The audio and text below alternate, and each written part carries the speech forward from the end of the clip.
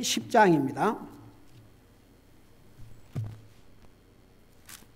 민수기 10장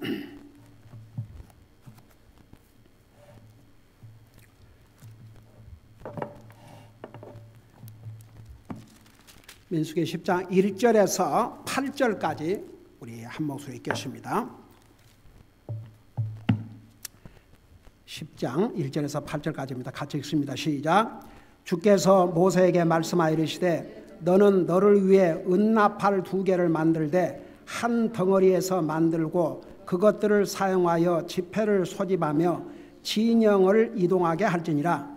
그들이 2 나팔을 불 때에는 모든 지폐자가 회중의 성막문에서 모여 내게로 나올 것이요 그들이 나팔을 하나만 불 때에는 이스라엘의 수천 명의 우두머리 통치자들이 모여 내게로 나올 것이라.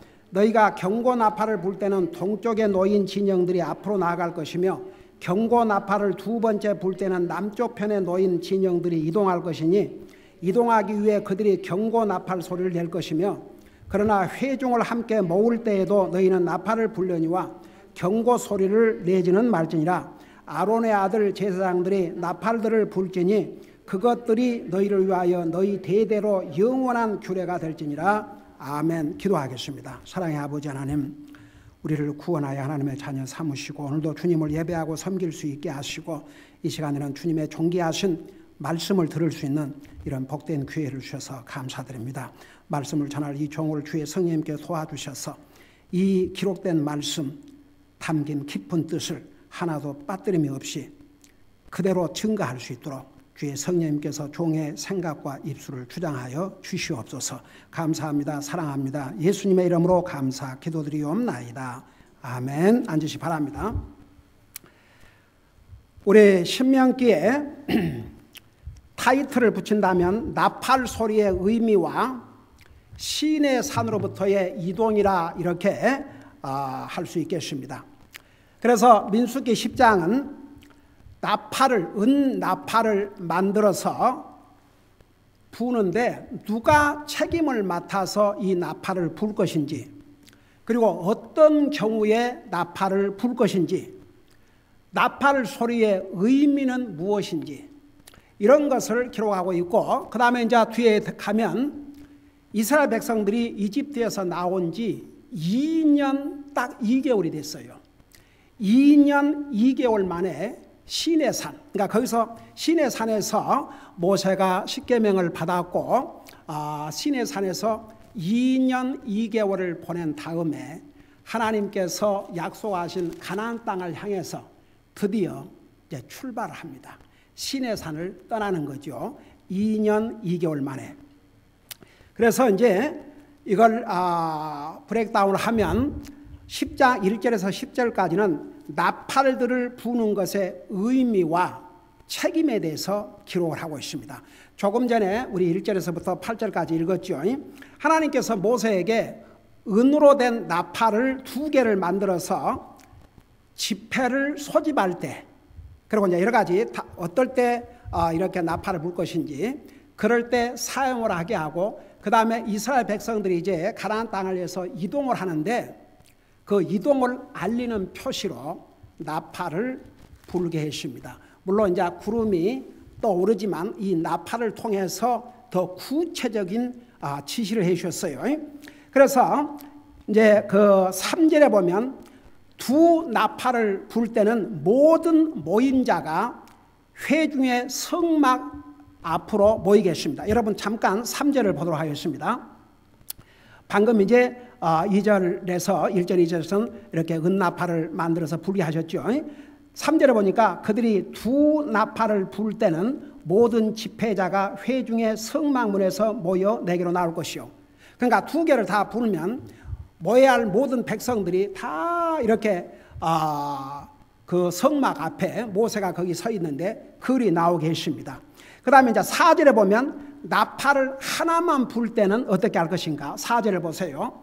그들이 나팔을 하나만 불 때에는 이스라엘의 수천 명의 우두머리 통치자들이 모여 내게로 나올 것이요. 그러니까 나팔을 하나만 불면 이스라엘 12지파가 있는데 그 중에 통치자들 12지파의 각 지파의 대표라고 할 수 있죠. 이 리더들이 통치자들이 모이도록 했습니다. 그 다음에 이제 경고 나팔을 불 때 5절에 보세요. 5절에 보면 너희가 경고 나팔을 불 때는 동쪽에 놓인 진영들이 앞으로 나갈 것이며, 이제 순서 이 경고 나팔을 통해서 지금 4진영으로 캠프를 쳐놓고 있어요. 그 12지파가 3지파씩 나누어서 이렇게 동서남북으로 이렇게 이제 쳐 있는데, 이 경고 나팔을 불면 동쪽에 놓인 진영들이 제일 먼저 출발을 하게 했습니다. 참 얼마나 우리 하나님께서 자세하게 리드를 해주고 있습니까? 그 다음에 6절에 보니까 경고 나팔을 2번째 불 때에는 남쪽 편에 놓인 진영들이 이동할 것이니 이동하기 위해 그들이 경고 나팔 소리를 낼 것이라. 그래서 이제 경고 나팔을 2번을 불면 남쪽에 이렇게 텐트를 치고 캠프를 치고 있는 그 지파들이 2번째 이동을 하게 했습니다. 그 다음에 이제 7절에는 7절 보세요. 그러나 회중을 함께 모을 때에도 너희는 나팔을 불려니와 경고 소리는 내지 말지니라. 그러니까 이스라엘 백성들을 모을 때는 나팔을 불기는 부는데 경고 나팔은 불지 말고, 그렇게 해서 나팔의 의미를 정확하게 이렇게 설명해 주십니다. 그러니까 구체적으로 경고 나팔은 어떤 식으로, 이제 그 의미 있겠죠. 그렇지만 이제 우리가 알 수 있는 것은 이렇게 은나팔을 전체를 부를 때, 2개를 다 부를 때, 하나를 부를 때, 그 다음에 2개를 부를 때, 그 다음에 경고 나팔을 소리를 낼 때 어떤 움직임을 해야 되는지 이런 것을 이렇게 자세하게 설명해 주었죠. 그리고 이제 8절에 보면 누가 책임을 맡아서 이 나팔을 불 것인가? 8절에 보니까 아론의 아들 제사장들이 나팔들을 불지니 그것들이 너희를 위하여 너희 대대로 영원한 규례가 될지니라. 그러니까 아론의 아들 제사장들은 나팔 부는 것도 이제 연습을 해서 그 나팔을 잘 불어서 나팔 소리를 정확하게 내줘야 이스라엘 백성들이 그게 뭐라는 소리인지, 앞으로 가라는 건지, 동쪽 진영에 옮기라는 것인지 뭔지를 알 수가 있죠. 그래서 이제 아무라도 뭐 나팔을 불 줄 아는 사람이 부르라 이게 아니고 아론의 아들 제사장들이 책임을 맡아서 이 나팔을 불도록 했습니다. 그 다음에 또 어떤 경우에 나팔을 부느냐? 9절을 보세요. 너희가 너희 땅에서 너희를 학대하는 원수와 싸우러 나갈 때에 그 나팔들로 경고세를 낼지니, 그러니까 전쟁할 때에 또 나팔 소리를 내라고 그랬습니다. 그래서 그 나팔들로 경고세를 낼지니 그리하면 너희가 너희 주 하나님 앞에서 기억되고 너희 원수들에게서 구원을 받으리라. 그래서 이제 전쟁에 나가야 될 때, 싸움을 싸워야 될 때 이 경고 나팔 소리를 불면 물론 하나님께서 다 아시지만 하나님을 기억하게 하고, 그래서 원수들로부터 이렇게 건져주신다고 그랬죠. 그리고 또 어떤 경우에 나팔을 불 것이니까 여러 가지 즐거운 명절, 그리고 한 달을 시작할 때 또 이 나팔을 불라고 그랬습니다. 여러분 10절을 보세요. 또 너희는 너희의 즐거운 날과, 그러니까 그동안에 우리 이스라엘 백성들에게 지키라고 하는 여러 가지 절기 기억하시죠? 유월절, 추수감사절, 뭐 여러 가지 이 절기에 대해서 자세하게 배웠지 않습니까? 뭐 오순절, 이런 여러 가지 절기들, 너희의 즐거운 날과 너희의 엄숙한 날들과, 특별히 여기에 엄숙한 날들은 여러분 더 데이 오브 어톤먼,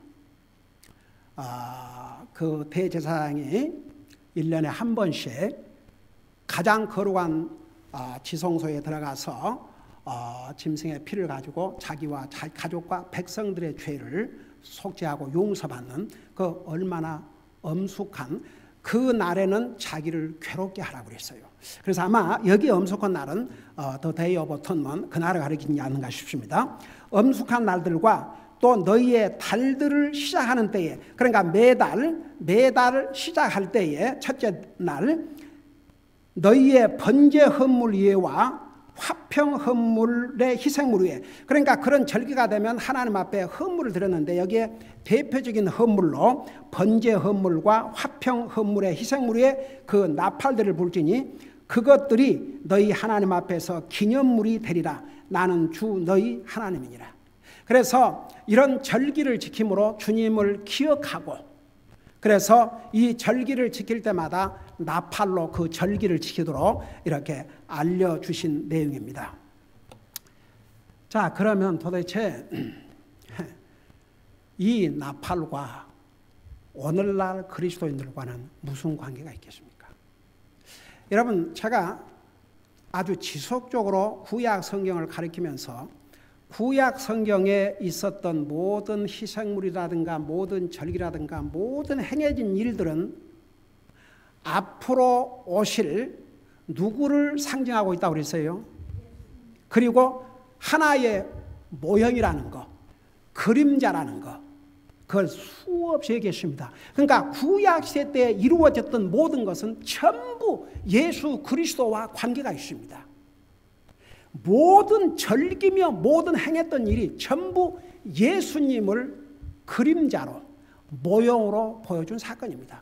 그래서 구약 성경은 한마디로 말하면 우리 인생을 구원하기 위해서 이 땅에 오실 예수 그리스도를 미리 그림자로 보여준 사건들입니다. 그래서 신약 성경에 오면 구약 시대 때에 예언했던 그 많은 내용들이 성취됐음을 신약 성경에서 수없이 기록하고 있습니다. 우선 여러분 당장 신약 성경의 첫 책인 마태복음 들어가 보세요.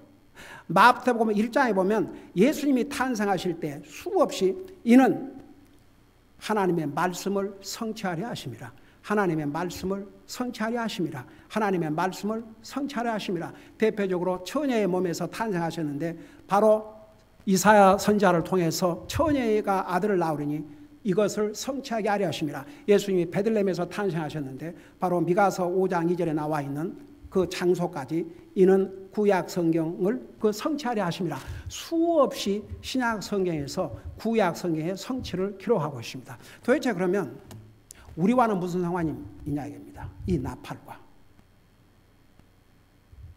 여러분, 이 구약 시대 때에 이스라엘 사람들이 어디에서 무슨 일을 하든지 어떤 곳에 머물고 있든지 뭐 잠을 자고 있든지 뭐 doesn't matter. 이 나팔 소리를 듣지 않거나 그 나팔 소리를 분별하지 아니했다가는 그 결과 어떻게 되겠습니까? 탈락되고 어쩌면 죽음을 면치 못하게 됐겠죠. 그래서 지금 나팔 소리가 울려서 전쟁에 나가야 되는데 자기 혼자 텐트에서 잠자고 있다가 어떤 일을 당하겠습니까? 그래서 이스라엘 백성들은 자기들이 어디에 있든지 무슨 일을 하든지 상관없었습니다. 그 나팔 소리가 나면 정신을 바짝 차리고 그 의미를 분별해야 됩니다. 그래서 이게 무슨 의미인지, 이게 전체가 모이라는 것인지, 이스라엘 12지파의 통차들이 모이라는 것인지, 이게 전쟁에 나가라는 것인지, 지금 명제를 준비하라는 것인지, 이게 무슨 의미인가? 그걸 알아야 했었습니다. 이것이 오늘을 살고 있는, 신약시대를 살고 있는 나와 여러분에게 무슨 상관이 있습니까? 무슨 의미가 있습니까? 내가 여러분에게 먼저 물어보겠습니다. 우리에게 의미가 있을 것 같아요? 없을 것 같아요? 의미가 있다고 생각하는 사람 한번 손 들어봐요. 진짜로. 그래요? 어떤 의미가 있어요? 하나만 얘기해봐요. 자, 그거 참 좋은 말씀인데 그냥 나팔. 여러분의 입에서 이 이야기가 얼른 안 태운다는 게 참 신기한 일입니다. 우리 예수님의 공중 재림과 성도 휴거를 무엇으로 알리신다고 그랬습니까? 주여. 여러분 눈으로 이 일에 대해서 고린도전서 15장과 데살로니가 4장에서는 자세하게 기록하고 있습니다. 먼저 고린도전서 15장을 보도록 하겠습니다. 이 구약시대 때 이스라엘 사람들에게 나팔의 의미가 이런 의미를 가지고 있었는데 오늘을 살고 있는 우리에게는 이 나팔 소리가 어떤 의미를 가지고 있는지 여러분 고린도전서 15장을 보시기 바랍니다.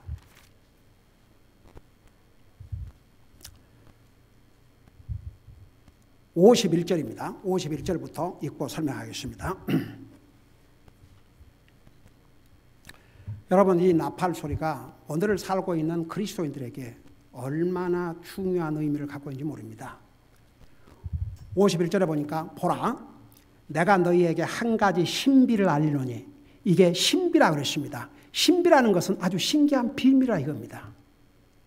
이 신비를 알리노니 우리가 다 잠자지 아니하고 항상 성경에서 잠을 잔다는 것은 육체의 죽음을 가리켰습니다. 그러니까 영원히 육체의 죽음으로 끝나는 게 아니고 있지 않냐고 마지막 나팔 소리가 날 때에 그러니까 아마도 나팔을 주님께서 두서너 번 부시는 것 같아요.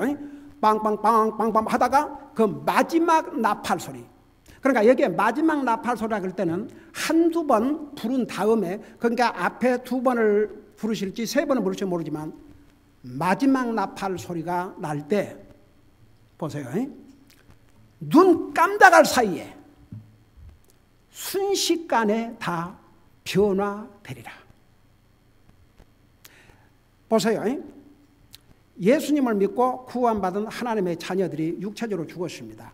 그 영혼은 하늘나라가 있지만 그 육체는 땅에 묻혔습니다. 언제 그 육체가 부활한 줄 아십니까?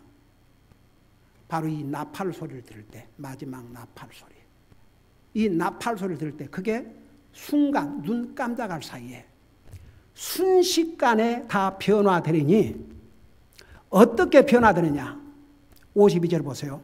나팔 소리가 나매 죽은 자들이 썩지 아니할 것으로 일어나고 이미 육체로 죽은 사람들이 썩지 아니할 것으로 일어난다고 그랬습니다. 여러분 우리가 가지고 있는 이 육체는 죽습니다. 썩습니다. 근데 그 마지막 나팔에 예수님을 믿고 죽은 사람들이 변화되는데 썩지 아니할 것으로 변화됩니다. 이 모습을 가리켜서 빌립보서에서는 뭐라고 말씀하고 있는지 여러분 잠깐 여기 돌아올 테니까 빌립보서 3장을 잠깐 보시기 바랍니다.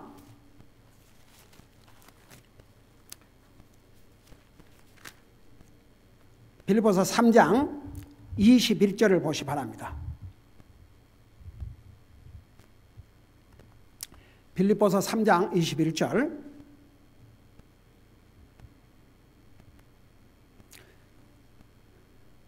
여기 그분께서는 모든 것을 자기에게 복종시킬 때 사용하는 능력을 발휘하사 우리의 천한 몸을 요 몸은 천한 몸이라 했습니다. 변화시켜 자신의 영광스러운 몸과 같게 만드시라. 우리 예수님의 부활하신 몸처럼 그렇게 우리를 만드신다 그 말입니다. 자, 그걸 생각하면서 다시 고린도전서 15장을 봐봐요. 15장 그래서 52절에 보면 나팔 소리가 나매 죽은 자들이 썩지 아니할 것으로 일어나고 우리가 변화되리니. 그래서 이 고린도전서 15장에 의하면 이 마지막 나팔 순간에 이미 육체의 죽음을 당한 사람들은 그때 썩지 않을 것으로 부활하고 우리 산 자들이 변화가 돼요. 자, 데살로니가전서 4장을 보시기 바랍니다. 데살로니가전서 4장 14절을 보시기 바랍니다.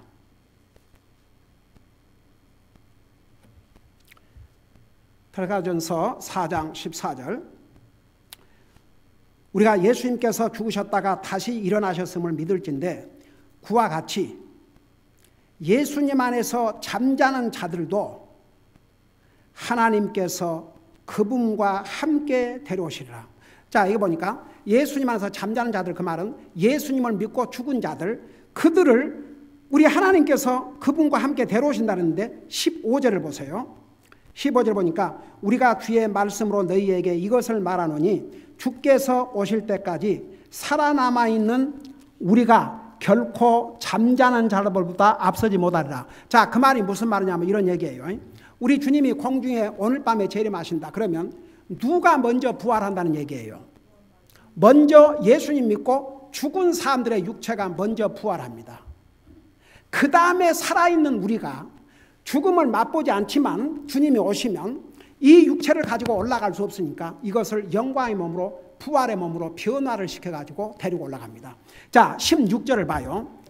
주께서 호령과 천사장의 음성과 그 다음에 뭐라 했어요?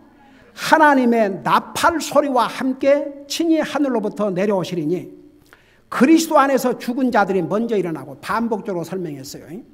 예수님을 믿고 육체에 죽은 사람들이 먼저 부활하고, 17절 보세요. 그 뒤에 살아서 남아있는 우리가 그들과 함께 구름 속으로 채어 올라가 공중에서 주를 만나리라. 이게 휴거입니다. 그래서 믿는 사람에게는 이 나팔 소리가 어떤 의미를 가지고 있냐면, 예수님 믿고 죽은 사람들이 부활을 합니다. 살아있는 사람들이 영광의 몸으로 변화가 돼서 들림을 받습니다. 예수님의 공중 재림을 알려주는 소리입니다. 이렇게 중요한 의미를 갖고 있습니다. 우리 주님께서 공중 재림하심을 무엇으로 알려주시느냐? 이 나팔 소리로 알려주십니다. 그 나팔 소리가 나면, 마지막 나팔 소리 나면 그리스도 안에서 죽은 자들이 눈 깜짝할 사이에 부활합니다. 살아있는 우리가 영광의 몸으로 변화돼서 끌려갑니다. 그래서 보세요. 이스라엘 백성들이 당시에 진짜 그 나팔 소리에 귀를 기울이지 않고 방심하고 있으면 어떤 일을 당할지 몰랐습니다. 우리에게는 어떤 의미가 있는 줄 아십니까? 이 나팔은 언제 부를지 모릅니다. 그 나팔요, 모든 사람이 듣는 나팔 소리가 아닙니다. 구원받은 하나님의 자녀들만 들을 수 있는 나팔 소리입니다. 그 나팔이 언제 울려 퍼질지 모릅니다. 그래서 우리는 항상 그날을 대비하고 살아야 됩니다. 여러분, 이번 지난주에 그거 아세요? 미국에 좀 믿는 사람들에게는 상당히 충격적인 사건이 있었던 거 들으셨어요?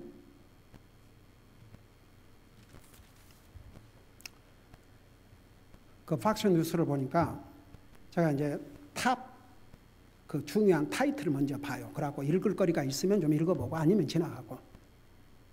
그런데 캘리포니아에 있는 메가처치, 그 메가처치라는 것은 그야말로 수만 명이 모이는 대형 교회일시다.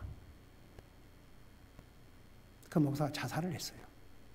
들으셨어요?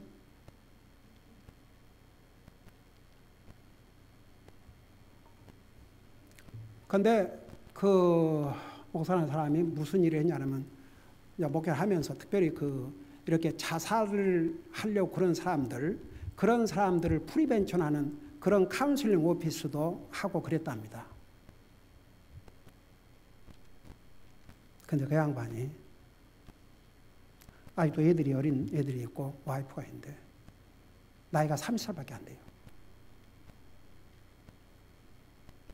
그게 그렉 로리 목사님이라고 칼버리 철벽 계통의 목사인데, 그 양반은 해마다 그 하베스트 크루세이드 해가지고 미국 전역에 알려진 목사시다.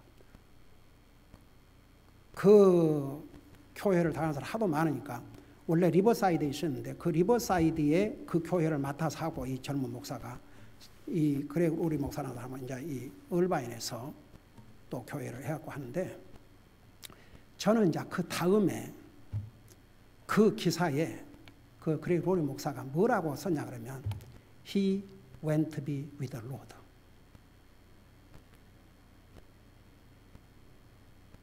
그는 하나님 앞에, 하나님 품에 갔다 이거예요. 저는 그걸 듣고, 문제는 그거예요.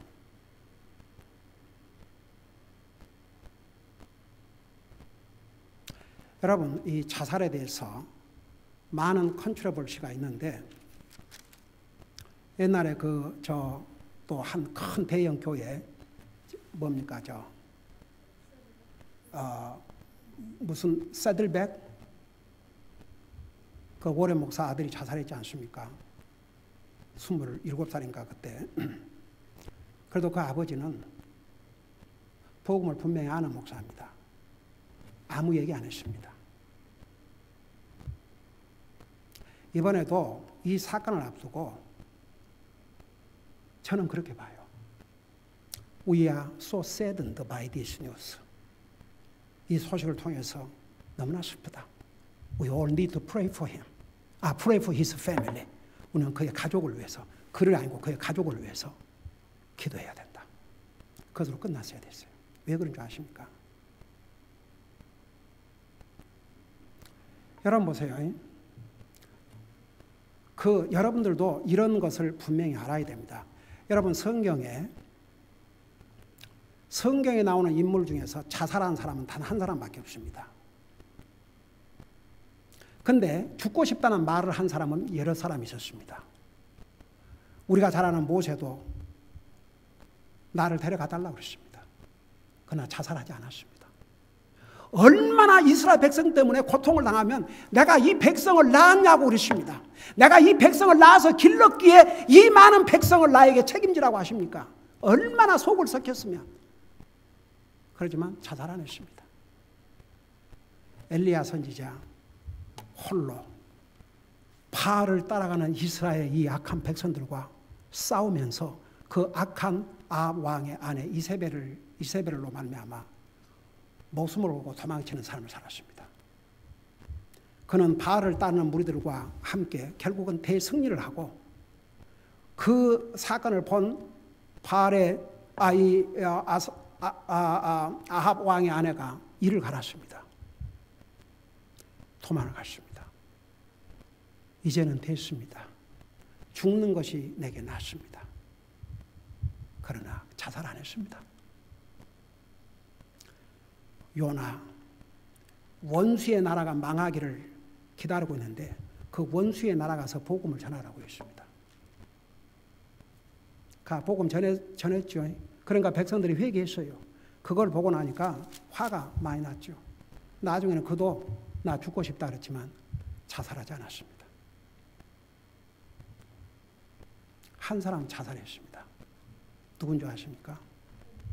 가룟 유다입니다. 정말 자살을 할 만한 상황에 있었던 성경에 두 사람이 있다 그러면 욥이었습니다. 욥. 그리고 다윗. 여러분 시편에 보면 얼마나 스트레스를 받았으면 내가 이 스트레스 가운데서 하나님을 부르주십니다. 여러분 이 세상에 스트레스 받는 사람이 한두 사람입니까? 여러분 스트레스는 우리가 사는 날 동안 겪게 되어 있습니다. 믿는 사람은 그 스트레스를 이기는 방법이 있습니다. 성경적인 방법입니다. 하나님을 찾고 하나님 의지하는 것입니다. 자살이 아닙니다. 그러면 성경을 보세요. 여러분 살인, 요한일서에 보면 살인자는 영생을 얻을 수 없다고 했습니다. 근데 남을 죽인 살인자는 회개하면 구원받습니다. 근데 여러분 한번 물어보겠습니다. 자기를 죽인 건 살인입니까? 살인 아닙니까? 살인이라는 뜻이 뭔지 아십니까? 사람을 죽인 것이라 그 말입니다. 자기를 죽이는 건 살인입니까? 살인 아닙니까? 그러면 내가 볼 때는 자기를 죽인 살인은 회개할 기회도 없어요. 그러니까 저는 성경적으로 그렇게 담대하게 공개적으로 He went to be with the Lord. 그러면 이제 문제가 있냐면 그 스트레스를 받으면서도 교회에 나간다 그러고 하나님 믿는다는 사람들이 얼마나 많을 겁니까? 근데 그 사람들도 저렇게 간단히 해결하는 방법이 있구나. 이게 얼마나 안 좋은 영향, 안 좋은 인플루언스를 미치는 것입니까? 차라리 그때는 가만히 있어야죠. 그러니까 중요한 것은 보세요. 중요한 것은 진짜 우리가 하나님 믿고 살지만 우리가 스트레스를 안 받을 수가 없습니다. 스트레스 당합니다. 그러나 믿는 사람들은 여러분 시편에 보면 참 그 다윗처럼 많은 스트레스를 받은 사람이 없어요. 그러지만 그 스트레스 속에서 하나님을 찾았습니다. 우리는 그 가족을 위해서 기도하고 그 정말 그러나 이게 얼마나 무책임, 그 아내와 어린 자녀들을 앞두고 그 행동 하나만 보더라도 이게 어떻게 하나님 앞에 저스티파이 될 수 있습니까? 그러니까 여러분은 뭐 그런 거 못 들었던 것 같아요. 여러분 혹시라도 그런 뭐 한국 미디어를 통해서라든가 뉴스를 통해서 그런 걸 듣고 우리는 분명한 기준이 있어야 됩니다. 우리가 그 사람이 어떻게 그건 그만두고라도 이게 구원받은 하나님의 자녀라면, 정말 하나님을 믿는 사람이라면, 여러분 자살이라고 하는 것은 자기를 죽이는 것인데 똑같은 살인 행위입니다. 남을 죽인 살인자는 회개할 기회가 있지만 자기를 죽여버리면 언제 뉘우치고 반성할 기회도 없잖아요. 여러분 그래서 우리는 구원받아 하나님의 자녀로서 우리가 이 세상 살아갈 때 다 스트레스라는 게 있어요. 여러분 직장에서 스트레스, 사업장에서 스트레스, 가정에서 스트레스, 이 스트레스가 없다 그러면은 그건 사는 게 아닙니다. 다 스트레스가 있습니다. 건강의 스트레스, 뭐의 스트레스, 다 여러분 많은 사람들이 암에 걸리면 어떨까? 그런 두려움, 그런 스트레스를 받고 산다고 그러지 않습니까? 이 세상에 사는 날 동안은 스트레스 풀이라는 건 없습니다. 근데 하나님을 트러스트하고 살면 하나님께서 다 이길 수 있는 힘도 주시고 방법도 주시고, 여러분 성경에 분명히 그랬어요. 우리가 여러 가지 시험을 당하지만 우리가 감당할 것 외에는 허락하지 않는다고 그랬습니다. 또 정말 그런 게 부딪혔을 때 하나님께서 또 피할 길을 주신다고 그랬습니다. 그래서 우리는 끝까지 하나님 의지하고 하나님 트러스트하고 살아야 되지. 그러니까 그런 나중에 이렇게 미화하기 위해서 그렇게 함으로써 많은 사람들을 도리어 혼동에 일으키는, 그러니까 여러분들은 그거 분명히 아시기 바랍니다. 여러분 오늘 이거 하나 하고 마치겠습니다. 나팔, 구약시대 때 이스라엘 백성들에게는 이 나팔 소리의 의미가 굉장히 중요했습니다. 그거 듣지 아니하면 이제 정말 얼마나 위험에 처할 수가 있겠습니까? 그래서 이스라엘 백성들에게 이 나팔 소리는 하나님의 뜻을 전달하는 중요한 도구였습니다. 오늘 구원받은 우리 하나님의 자녀들에게도 이 나팔 소리와는 밀접한 관계가 있습니다. 왜냐하면 우리 주님이 공중 재림하실 때 그 나팔 소리로 주님의 공중 재림과 성도의 휴거를 알리기 때문에 우리는 항상 언제 이 나팔 소리를 들을지 모르기 때문에 항상 이것을 준비하면서 산다는 게 우리에게 얼마나 중요한지 모르겠습니다. 기도하십시다. 오늘 이 말씀을 생각하면서 우리 기도하는 시간을 갖겠습니다. 우리 주님이 마지막 나팔, 순식간에 변화된다고 했습니다. 하나님께서 나팔로 공중 재림하심을 우리에게 알려주시고 우리 주님이 공중 재림하시면 살아있는 우리가 들림받는다고 했습니다. 언제 이 나팔 소리가 울려 퍼질지 모르는데 항상 그날을 대비하면서 살게 주시옵소서. 이런 기도를 우리가 하는 시간을 갖겠습니다. 기도하십시다.